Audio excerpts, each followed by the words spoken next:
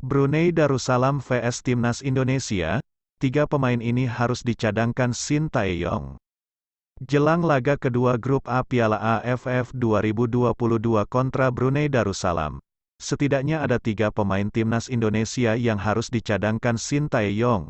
Siapa saja mereka?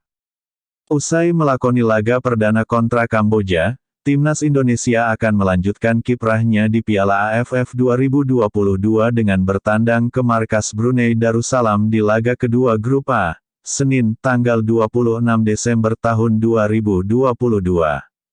Di laga kedua grup A ini, skuad arahan Shin Tae-yong akan bertanding di Malaysia, tepatnya di Stadion Kuala Lumpur yang jadi kandangnya di ajang ini.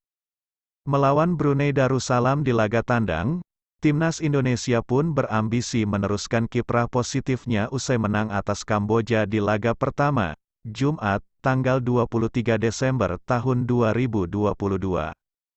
Kemenangan pun akan menjadi harga mati bagi Timnas Indonesia untuk bisa melanjutkan kiprahnya hingga ke babak semifinal Piala AFF 2022.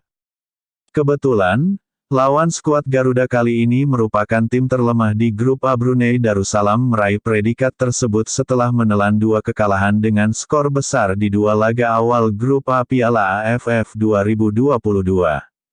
Di dua laga awal grup A, Brunei Darussalam telah kebobolan 10 gol dan baru memasukkan 1 gol saja, dengan rincian kalah 0-5 dari Thailand dan tumbang 1-5 dari Filipina.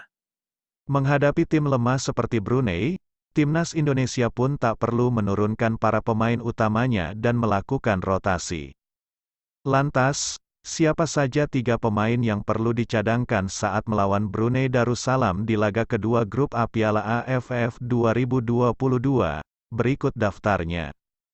1. Witan Sulaiman dengan alasan rotasi. Shin Tae-yong perlu mengistirahatkan para pemain utamanya di laga kontra Brunei Darussalam. Salah satunya adalah Witan Sulaiman. Pemain berusia 21 tahun ini tampil selama 82 menit di laga kontra Kamboja, dan membutuhkan waktu recovery di tengah padatnya jadwal Piala AFF 2022. Di laga kontra Brunei nanti, Witan pun bisa dicadangkan terlebih dahulu agar fisiknya pulih di laga ketiga kontra Thailand yang bisa menjadi penentu langkah Timnas Indonesia di Piala AFF 2022. 2. Ricky Kambuaya menjadi salah satu pemain yang tampil penuh di laga kontra Kamboja. Ia bermain selama 90 menit tanpa tergantikan oleh pemain lainnya. Peran vital gelandang Persib Bandung ini sebagai pengatur serangan Timnas Indonesia pun membuatnya harus menjaga kebugaran agar siap bertarung di setiap laga. Mengingat laga ketiga di grup A Piala AFF 2022 adalah melawan Thailand, Shin Tae-yong pun bisa mengistirahatkan Ricky Kambuaya secara penuh agar siap bertarung pada Kamis tanggal 29 Desember nanti. 3. Jordi Amat di laga kontra Brunei Darussalam. Ada baiknya Shin Tae-yong juga mengistirahatkan Jordi Amat dan memberikan posisinya kepada pemain lain. Pasalnya, Jordi Amat tampil penuh di laga kontra Kamboja dan juga telah terkena kartu kuning, yang bisa saja membahayakan jika ia mendapat kartu tambahan di laga kontra Brunei. Apalagi usia Jordi Amat tak lagi muda, yakni 30 tahun.